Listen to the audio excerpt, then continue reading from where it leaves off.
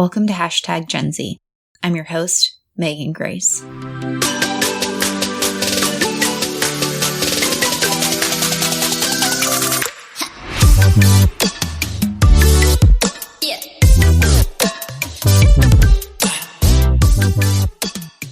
Hello and welcome back. This is episode 40 of Hashtag Gen Z. Our deep dive into cohort culture continues. I sometimes get asked how I even define a cohort. I tend to use anthropologically inspired definitions of culture. The idea that a group of people who share a set of values, behaviors, perspectives, and customs. To me, this really fits the idea of generations when we think about culture and cohorts. While Corey and I conduct generational research to better understand cohort culture, we know we're not alone in this space, and we're actually very happy about that. It's so helpful to have others that are contributing to the knowledge base because it's so hard, if not impossible, to fully capture a generation in a single study or body of research. This is exactly why we need multiple methods of inquiry, collection, and reporting. So not to get too academic-y or data nerdy, but if we want to quantify and capture culture, it requires many types of research, which is why this episode is such a fun one. In this episode, I reconnect actually with a guest from season 2. You might remember him from the episode on communicating with Gen Z. Andrew Roth is the founder and CEO of DCDX, a Gen Z research and strategy firm helping brands truly understand Gen Z. DCDX is an innovative firm changing the way research is done. Working with partners like YouTube, Chipotle, Denny's, and Quizlet, DCDX helps the world's top companies reveal real and raw Gen Z behaviors to build stronger brand futures. At their core, Andrew and his team are just your average Gen Zers, fueled by a burning desire to give their generation and the next a better life. And as they say at DCDX, to make the future human. So please help me in welcoming Andrew back to the podcast. I'm very excited. I'm excited every episode, I will say that, but I always love when I get to welcome back a former guest because it's like saying hello again to a friend. In this episode, as you know, I'm very excited to welcome back Andrew Roth. We talked in season 2. He's done so much in those 3 years now. I've had to do the math on how long it's been since we last chatted, and it's been amazing to see, everything unfold with your career. Last time we chatted was in 2019. You were finishing up school at Vanderbilt, where we originally connected, and you were really in the process of launching and building Gen Z Designs. So catch us up what's been going on the last 3 years. Obviously, a lot has happened in the world, but what's been going on in the world of Andrew? And welcome back, by the way. Thank you. And thank you so much for bringing me back. It's excited to reconnect with you and chat again. And yeah, certainly a lot going on in the world. It's funny, 2019, I remember where I was. I was sitting in a classroom at Vanderbilt, and how times have changed from then, that's for sure. So now I'm sitting in a room in Lisbon, Portugal. I've been doing a nomad life for 6 or 7 months now, but I've been running Gen Z Designs now, DCDX, full time for about a year after graduating in 2021, and things are going great. We have 4 full-time people on board. We're working with Google, YouTube, Chipotle, Denny's, Quizlet, some of the brands I've admired growing up, and very exciting times, and excited to dive into the heart of the Gen Z conversation here. First of all, I couldn't remember. It's if you graduated in 2020 or 2021, but we are 2 Vanderbilt pandemic graduates. What a time to graduate as a door. What a time to graduate in general. But it goes to show you can go off and still have a great career. And it is just, as I've said, been wonderful to really watch you evolve your practice. I remember meeting you when you were a student and you're like, I'm going to do this. I'm like, that's awesome. Go for it. And you really are going for it. And the fact you've expanded to 4 full-time people, amazing. You've recently evolved what we knew as Gen Z Designs, which I thought was great then. But sometimes different times call for different things. So you've evolved Gen Z Designs into DCDX. What is it, and what inspired that change? Yeah, DCDX is a Gen Z research and strategy firm, so not significantly different in the what we do than Gen Z Designs. However, the focus has really shifted in a bit just at the broader scale of what we're trying to set out to accomplish. Gen Z Designs was a Gen Z focused, in all intents and purposes, Gen Z focused firm. I think as we did research and as we grew, one thing I quickly realized was, while Gen Z is the core of what we're doing and of our focus, culture and the movement of culture around Gen Z dictates just as much as the generation itself. And it is a two-way street. But that is exactly that relationship, that two-way street between culture and Gen Z is what DCDX means. It stands for the rate of cultural change. It's a nod to the derivative form of DYDX, and where C stands for culture. And so everything we do, everything we study is about how is culture changing, where is it going, and how does that impact the X? How does that impact Gen Z? How does that impact other generations to come? And how does that change going forwards? I'm so excited to be talking with you about this. It's just like, like when the universe is like, y'all need to get together and hang out. As you know, this season is focused on culture and this mindset that just like as you're experiencing a new culture living in Portugal, there's a different set of values and behaviors and things and customs and celebrations and things that are cool, things that are not cool. And that is so present. And you see that every single day. That is present with generations as well. And so I'm just really elated that we were able to connect and be able to chat more about that. So I know you talked that you all are doing research and strategy around Gen Z. You talked a little bit about the goals with DCDX. How do you achieve that? I mean, without giving away your secret sauce, I know that with Gen Z Designs, you really had this, I don't want to say algorithm, but you had really this metric system you were using to help companies understand, like, are you aligning and are you engaging Gen Z effectively? How has that evolved, if any, into what you're doing with DCDX? Yeah, it has evolved, and the core of what we started with Gen Z Designs was trying to think about measurement and culture in a different way. And I think with DCDX now, the focus has been beyond just what does something mean for Gen Z, but how do we really change methods of research to understand and unlock culture at a different level? Because as a Gen Zer, and myself and my peers, we've done research on this itself, but like we don't fill out surveys, right? The traditional forms of measurement don't work as well with this generation. And if we're filling out a survey, we're either clicking to the end or on TikTok at the same time, or whatever we're doing to just be doing something else at the same time. We're not really truly giving our real value. And so companies have relied on those traditional methods forever. And we came into this to say how do we change that, but also how do we evolve that with culture itself?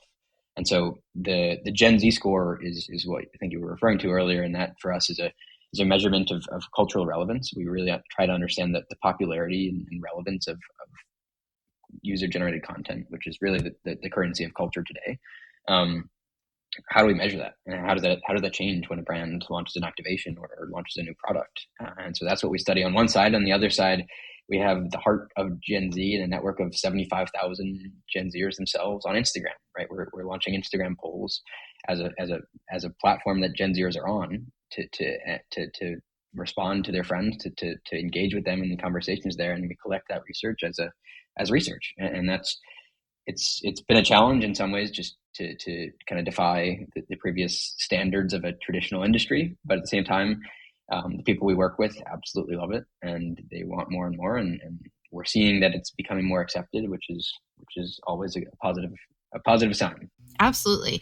I got two things. So first, I apologize if I've ever responded to your Instagram polls because I thought they were just for friends and I'm too old.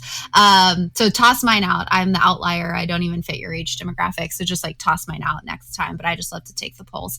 Apologies for muddying up your data set. But I think it's so interesting because for what you do and what we do, being more in alignment with, say, social science and social demography, we have to survey. And so it's interesting because I know that I look at what we do as more, say, like climate snapshots. And I'm sure you've kind of followed along with our research. It's different than what you all are doing. But I think what people can, when they say, like, how do I figure out what Andrew and Megan are both producing to understand Gen Z? We look at it from let's look at 30,000 foot at an important time. What you all do, I think, is important in the sense that it fills in quickly. So whereas like me and my research partner are like, here's just more of the underlying large scale themes of what's going on with Gen Z. And here's where we're seeing it over a decade of time. You and your company are able to say, well, this is what's happening very promptly in 2022 in this quarter, or this is what's happening in an immediate reaction to whatever is happening. And I think that the pace of both of those things is important because as you've probably learned, quantifying an entire generation or developing themes is almost nearly impossible with one data set or one method of collection, and that's the beauty of research. I mean, I think if Vanderbilt University is listening to their graduates are out here doing important research in different ways. And I think that it's wonderful, because I think that you and I could probably talk for 3 hours about how what you're finding aligns with what we're finding in different ways, because I think that as I've started to understand culture of a generation, is that it's not just one study. Like, we might do one study and then we'll look to what's going on with the census, and then we'll look what's going on with maybe a study done by EY or Pew Research Center. But then we're like, this is an interesting theme. I wonder what Andrew and DCDX is finding in a very temporal right now standpoint of how this illuminates. And I think that that's such an important interplay that some people might misunderstand about generational study, is that you can't just have one data source.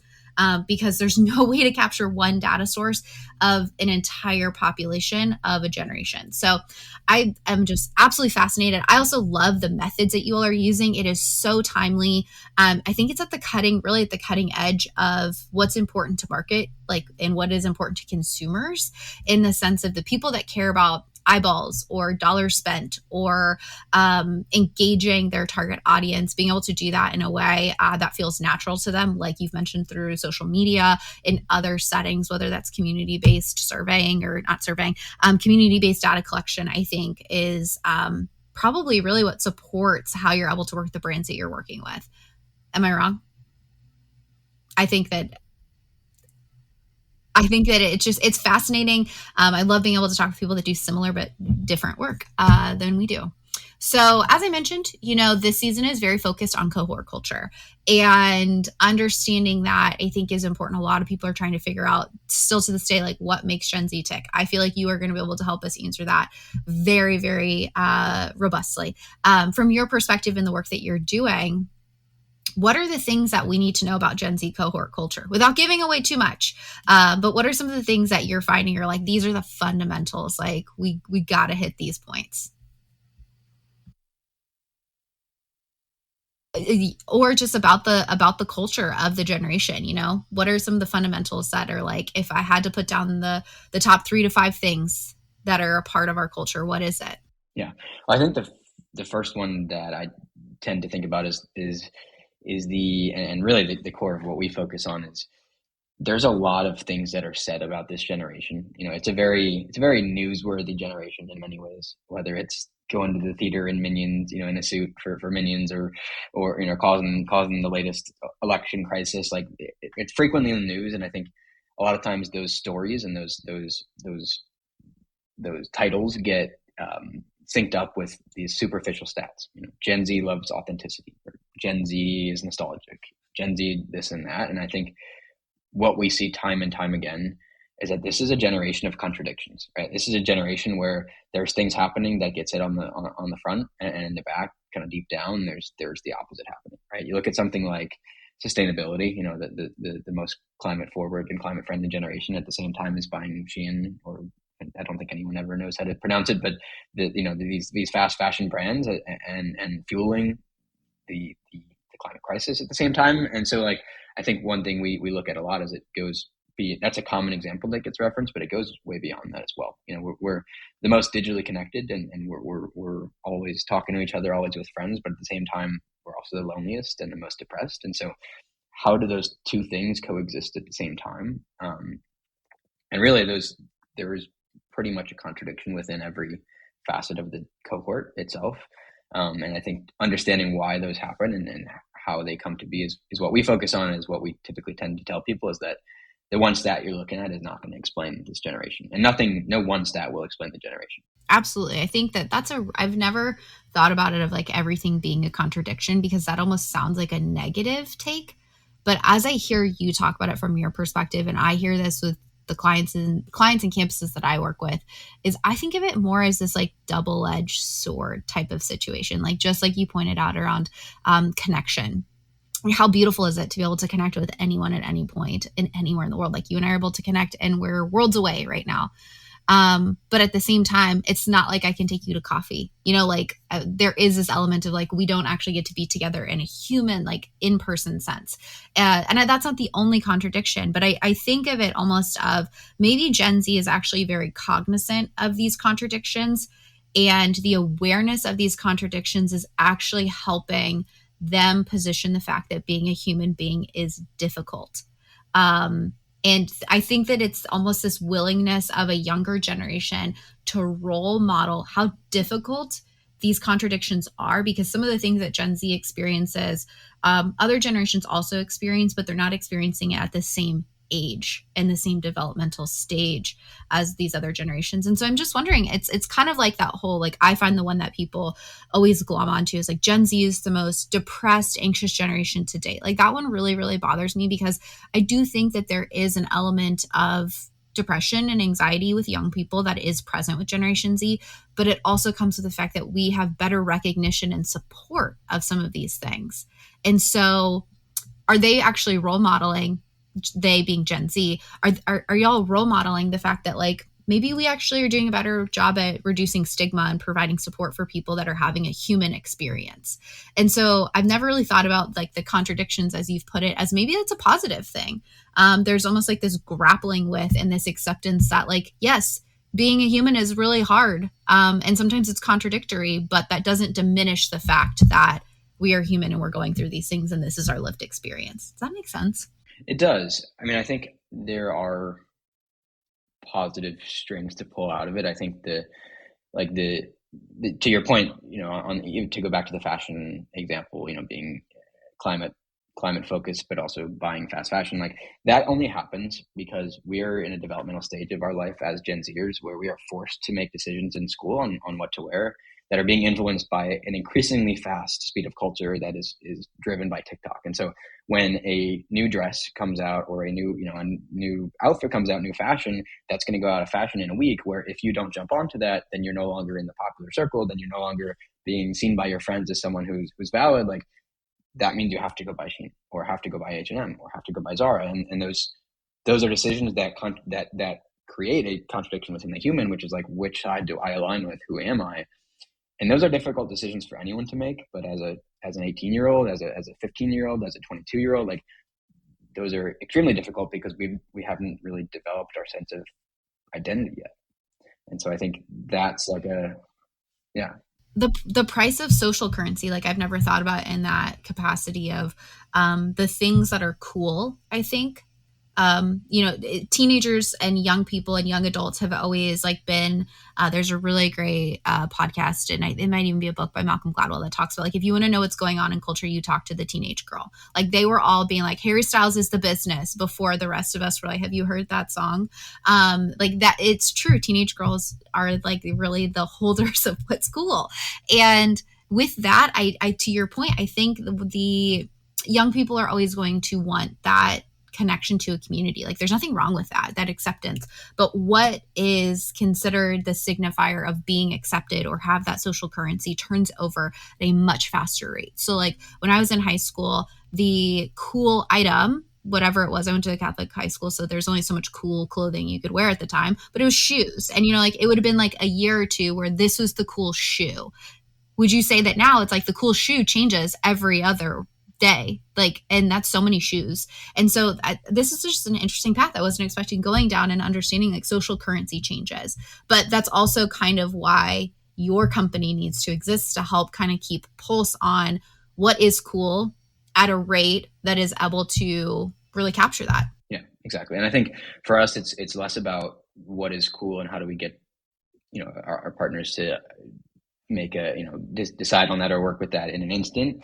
More like what is cool at an increasing rate, and where's that going to be in 3 to 5 years, and then how do we predict those and be in that place? And I think that also for us aligns more with like our mission and what we're trying to accomplish, which is to actually go the opposite direction of this trend cycle. Like this is a harmful cycle that we're in of increasing rate. I mean, it seems that everything, not just fashion trends, are increasing at an increasing rate. Like terrible news, things going on in the world, like things just seem to be happening more and more. At the same time, our exposure to it is also increasing. And so we're trying to kind of draw the larger scale out of that and say, how do we move away from these micro trends and look at the broader behaviors and broader trends at scale to actually develop like human first technology, develop human first products that enable this generation and the next to live a happy life, because that's what we all want. Yeah. Fascinating. Again, I feel like you and I could, maybe I'll just have to fly to Portugal and we'll just like sit and talk for an entire day. We won't record it. People won't tune into an 8-hour episode, or maybe they would. So, we've talked about contradictions, and I don't know if that necessarily relates fully to my next question, but from your perspective, and you've been doing this for a few years now, you've worked with a number of clients. Like, what do you think is something that is potentially misunderstood about this generation and like Generation Z culture in general? Yeah, it's a good question. I mean, my go-to answer is usually around contradictions, but I think to take it, I guess, a step further is to try and understand the generation itself. I feel like and perhaps this is just something that happens with every generation, but I think especially because of the speed of culture today, to understand doesn't just mean to have a conversation with a Gen Zer. It doesn't just mean to commission a report and now your brand is fully 100% Gen Z knowledgeable. Because culture is moving so fast that report will no longer be what is the best practice in a month or a week. And so I think the most misunderstood thing is that it's possible to totally understand the generation.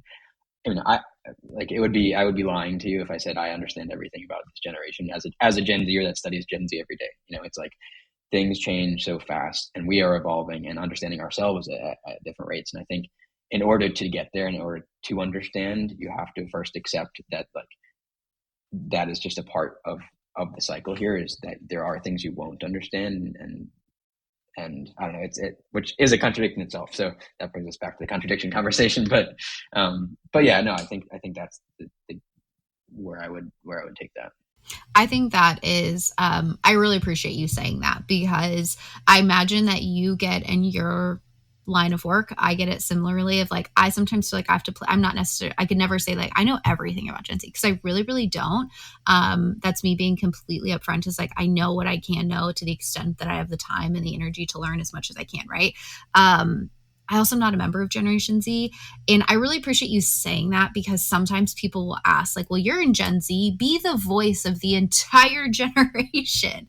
And that's a lot of pressure to put on someone. And B, is that even really realistic? But I appreciate your framing of that, of it is impossible to know everything about a generation. I've been doing research around Generation Z, which is coming up on 10 years now, and I'm still learning things. And it is because things are evolving, but our world evolves very quickly, and it is difficult to truly, truly, truly capture everything about a generation. We're still learning about millennials. We've understudied Generation X. Baby boomers, we know what we can, but we weren't really studying them at the time in which we probably should, that we're studying other generations. And so maybe you and I both have our life's work cut out for us, in the sense that our jobs will never be done and we can never really put a bow on it. But I think that is an important thing that people understand, is we're always learning about generations, because humans change, culture changes, cohorts change. And I really appreciate that perspective and that honesty, because I'm sure sometimes people look to you and they're like, well, how come you don't know this really nuanced one question that was inspired by one observation I had about one Gen Z one time? But I think you make a good point, which is that you can't rely on a single voice or even the loudest voices. I think the example I like to use around this is, yes, this generation is viewed as progressive, and we, very well might be more so than a different generation. But if we look at the loudest voices within the generation and just listen to those, you're going to get one side of the story, right? And like, clearly in the last election, that was a different story that was the result. And whether that was a Gen Z vote influence, maybe not. But like, there are many voices within this generation that probably dictate more of the culture than we expect, that don't get heard and don't get listened to, and don't influence reports, don't influence research, don't influence the conversations we have about them. And I think that's part of our goal, is unlocking that behavior. Like, and it's not just conservative, Democrat, like, it's not that, it's more of like the voices that don't post on TikTok, the voices that don't, do the things that get seen. How do we understand them, and how much of culture do they really drive? Yeah.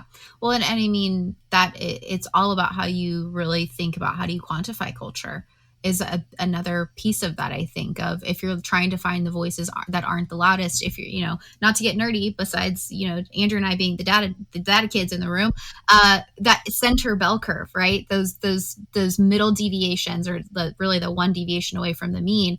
That's really where we're trying to capture, because as you've identified those outliers, those really, and I don't want to disparage those people, but like the ones that are extremely loud or extremely extreme examples of culture are not always the true representation of the entire culture, but they're the easiest to be attracted to, if that makes sense, So like we could always say like, well, oh, look at a Gen Z influencer and they're going to be an example of Gen Z. Well, they're going to be an example of a very small subset of Gen Z, the influencer culture of Gen Z. But what about the masses? And I think that's where you're probably seeing this with the huge community that you have. You said 70,000 people. It's a great sample of people to be able to pull from, because those are probably your everyday, not Gen Z influencers that still have a valid and important voice to help add into the full understanding of what's going on with culture, because culture isn't just one or two people that represent. This isn't student council. We don't get one representative per grade, right? Yeah, let's not go down that path. We could, but again, no one wants an 8-hour podcast. Well, Andrew, I ask every one of my guests, it's kind of my question that I love to just kind of have continuity throughout. What is your favorite thing about your Gen Z peers? And before you answer this, I'm going to go back and listen to what you said 3 years ago after we record and see if it's the same. But what is your favorite thing about your Gen Z peers? Okay. I don't remember what I said 3 years ago, which is... I don't either. That's why I have to go back and listen. It was an important conversation. Don't get me wrong, though.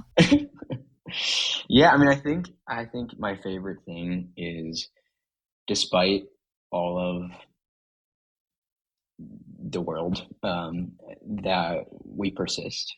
I think even though if persist means dealing with trauma and sadness through making humorous comments on TikToks or however we're expressing that, there is nothing that can compare to like the trauma that this generation faces as in a classroom. Like you should not be scared going to school every day.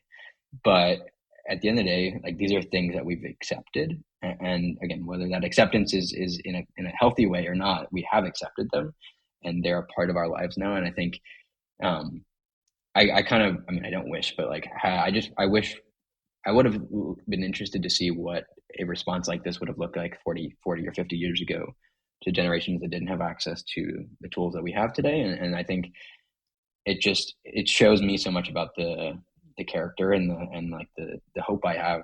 That's why I'm hopeful for the future, because I believe in the peers and I believe in how we can persist through all of this. And I think I'm optimistic that we are the ones that will make some change in what we're seeing around us. I love that answer. I think that there's that might be the misunderstanding that I would throw out there about this generation, is that you are more resilient than a lot of people give you all credit for.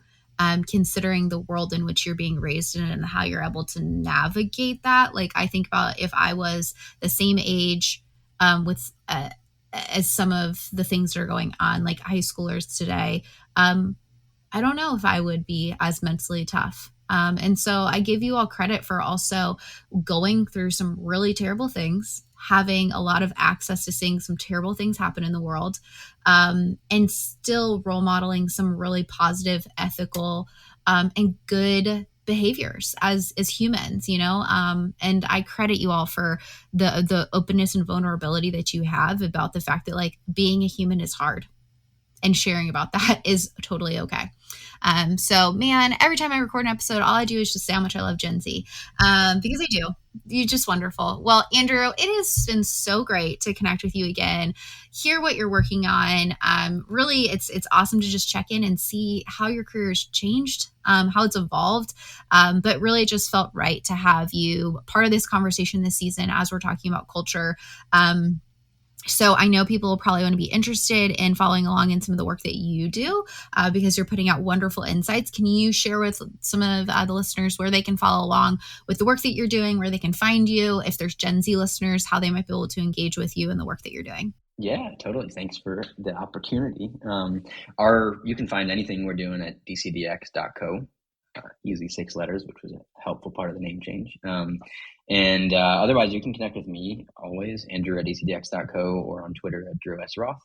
And for Gen Zers involved, good timing. We're always looking for more to join our community for research. You get paid for participating, and it's a good way to pay for the weekends, to pay for a trip to the movies, whatever whatever you're using it for. And I think it also gives you a chance to have your voice heard and the voice of your community, whether that's a loud voice or a quiet voice. It's a voice and it matters. So that's what we're here for. And feel free to connect with me on anywhere, through our website, through Twitter or LinkedIn, and I'll get you in the right spots. So thanks, Megan, for the opportunity. Wonderful. Yeah, you're so welcome. And this is a personal plug. If you're on LinkedIn, connect with Andrew, because I always feel like you're posting some really insightful stuff, or at least I feel like the LinkedIn algorithm knows to send me your stuff, because I always feel like you're throwing out some good, insightful things out there as well. But Andrew, it's been so great to connect, and enjoy your time in Portugal. Thank you. There's an offer for an outstanding coffee in Portugal when you make it over. So. Wonderful. Can't wait. All right. Thanks again, Megan. I want to thank Andrew for joining me for another great conversation. It's been incredible to see Andrew's career and work with Gen Z research unfold. From the first chat we had, I knew Andrew would be at the forefront of helping others understand this generation, and he hasn't slowed down. While our work is different, it's wonderful to connect with others who are contributing to the knowledge base with the goal of better understanding generations. I love Andrew's and DCX's approach in working to stay in lockstep with Gen Z culture, and how that work is aiding in greater awareness of what moves a generational cohort. Be sure to connect with them on LinkedIn, but you can also find more information about DCDX at dcdx.co. Before we wrap up this episode, I want to remind you of some recent news. The Gen Z Hub, which has been the home for our Gen Z research and resources for the last few years, is now officially the Institute for Generational Research and Education. This is a newly established nonprofit that I will help lead with Dr. Corey C. Miller. Our mission is to foster better understanding, appreciation, and collaboration between generations through providing research and knowledge dissemination about generational trends, characteristics, behaviors, and outlooks as they impact intergenerational engagement. We are nowhere near done with our exploration of Gen Z, but we are preparing to expand our work in other generational studies. You can learn more about our work and check out our new website at instituteforgens.org. That's institute, 4gens.org. And thank you for tuning into this episode. As always, if you enjoyed, please rate, review, and subscribe wherever you listen to podcasts. This not only helps me improve the podcast, but it helps other listeners find the show. Stay tuned as we continue to explore Gen Z cohort culture in upcoming episodes. I'm biased, but the guests we have on deck are pretty awesome. However, if there's something you want to learn about, I'll happily make that happen.